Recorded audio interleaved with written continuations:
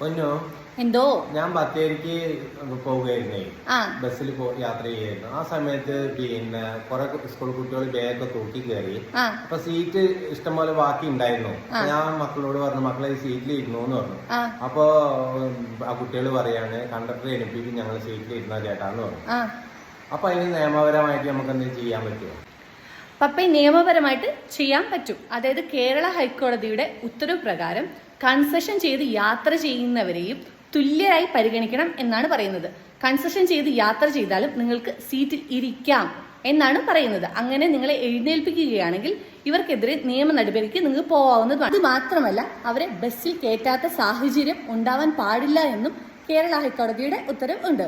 ഇങ്ങനൊരു സാഹചര്യം ഉണ്ടാവുകയാണെങ്കിൽ വിദ്യാർത്ഥികൾക്ക് നേരിട്ട് പരാതി നൽകാവുന്നതാണ്.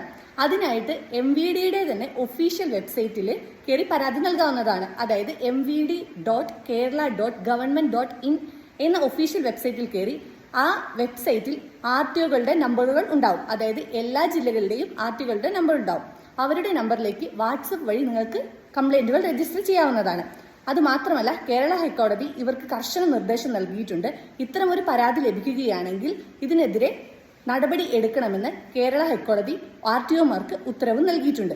അപ്പം ഇങ്ങനൊരു സാഹചര്യം നിങ്ങൾ ഫേസ് ചെയ്യുന്നുണ്ടെങ്കിൽ ധൈര്യമായി കംപ്ലൈന്റ് രജിസ്റ്റർ ചെയ്യൂ.